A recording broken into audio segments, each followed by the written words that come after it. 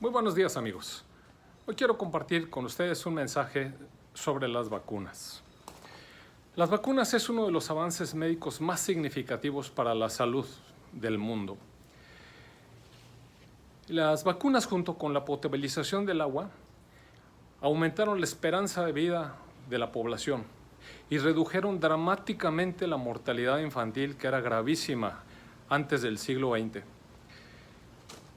Desde el siglo XI aproximadamente, monjes chinos intentaron crear una vacuna contra la viruela. Pero no es que se sistematizó esto y se le dio una importancia científica cuando Jenner lo publicó en finales de 1700. Pasaron después 10 años de un gran éxito sobre la viruela. La viruela era una enfermedad muy contagiosa, muy epidémica y muy mortal. 100 años de experimentar con esto sentaron las bases de lo que es la vacunología. Casi 100 años después, la siguiente vacuna que fue aplicada fue por Louis Pasteur a un niño que había mordido un perro, la vacuna contra la rabia.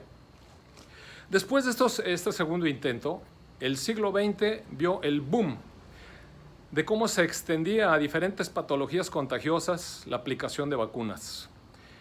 La historia de la vacuna es una historia de éxitos. Si bien ha habido algunos problemas, es cierto, pero en la actualidad, con toda la experiencia que se ha acumulado a través de los años, si hay un recurso que realmente es valioso, es la vacunación junto con la potabilización del agua. La vacunación en la población a gran escala ha reducido la tasa de mortalidad de múltiples enfermedades infectocontagiosas, ha aumentado la esperanza de vida, ha eliminado las secuelas y el profundo sufrimiento de tantos niños y adultos que han padecido enfermedades infectocontagiosas. Por ejemplo, tenemos el caso de la eliminación de la viruela. Para aproximadamente 1990 no había más viruela en el mundo, era una enfermedad eliminada. La siguiente enfermedad que casi ha sido erradicada del mundo es la poliomielitis, otra enfermedad de curso muy grave, con alta mortalidad y con secuelas muy importantes que dejó parálisis en muchas personas con malformaciones secundarias. A mí, cuando era niño, todavía me tocó ver muchísimas personas afectadas con parálisis o lesiones residuales en sus extremidades que tenían que utilizar fierros para caminar. Me tocó de niño padecer el sarampión. Afortunadamente, y gracias a Dios, lo superé.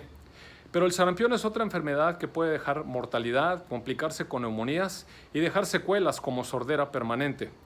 Gracias a la vacunación masiva, el sarampión llegó a ser erradicado de México por muchos años. Y hubiera sido posible erradicarlo del mundo a no ser por los grupos antivacunas que empezaron a oponerse y que favorecieron la reaparición de epidemias en Europa que fueron traídas nuevamente producto de la globalización a Estados Unidos y a México. Eso obligó a una segunda vacunación y ahora a una tercera vacunación. ¿Por qué vacunar más de una vez? Hay un efecto que se llama booster. La aplicación de una dosis de una vacuna produce una elevación en los anticuerpos, pero si 1 o 2 o 3 meses después se aplica una segunda vacunación, esta elevación de anticuerpos está potenciada y se va a más del doble de lo que inicialmente lo causó. Una tercera o una cuarta puede elevar la producción de anticuerpos y dejar de por vida una memoria inmunológica. Así es que ahora gozamos de un esquema de vacunación amplio. Por ejemplo, hemos visto cómo ha desaparecido prácticamente la difteria en nuestro país y en gran parte del mundo. Hemos visto, la difteria era mortal, hemos visto también casi erradicarse la tosferina. La tosferina causaba una tos casi mortal en los niños pequeños, especialmente en los recién nacidos. En los pequeños da una tos fuertísima, angustiante, que deja lesiones incluso cerebrales por la hipoxia que da. También hemos visto, por ejemplo, reducir las tasas de rotavirus. El rotavirus, a mí me tocó ver cuando llegué aquí a Ciudad Victoria, hospitales saturados de niños deshidratados por vómitos, fiebre y diarreas muy agudas. Las camas tenían que ponerse ya en los pasillos, no había espacio en los hospitales. Sin embargo, a partir de que entró la vacunación contra rotavirus, esa saturación disminuyó impresionantemente. ¿Qué decir, por ejemplo, de las meningoencefalitis? A partir de que entraron las vacunas contra meningoencefalitis de dos tipos, neumocócica y por Haemophilus influenza, aquellos temores que teníamos los médicos de recibir un niño con fiebre en nuestro consultorio que pudiera tener meningoencefalitis, desaparecieron.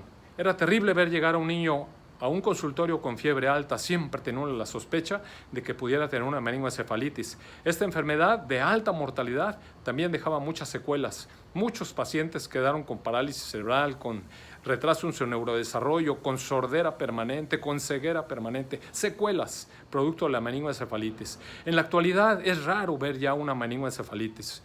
¿Qué decir, por ejemplo, de tantas otras enfermedades que han podido ser abatidas con la vacunación? En particular, hay un grupo de vacunas que todavía se hacen con virus vivos atenuados.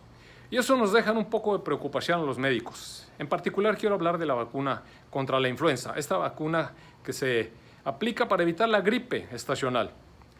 Esta vacuna se tiene que estar aplicando año tras año porque el virus de la gripe muta continuamente. Entonces no hay posibilidad de dejar una inmunidad permanente. El problema es que está hecha con virus vivos y algunas personas que no tienen su sistema inmune en su mejor condición, pues a veces se enferman y estando sanos, habiéndose vacunado y después descompensar sus cuadros bronquiales que ha costado tanto trabajo estabilizar, a veces dejaba reservas. Sin embargo, en particular, para este momento epidemiológico que vivimos, quiero recomendar a la población que se aplique la vacuna contra la influenza. El riesgo de tener un poco de fiebre o un cuadro catarral, que incluso puede ser a veces un poco fuerte, es mucho mejor y poder erradicar la posibilidad de que confundamos influenza con COVID vale la pena.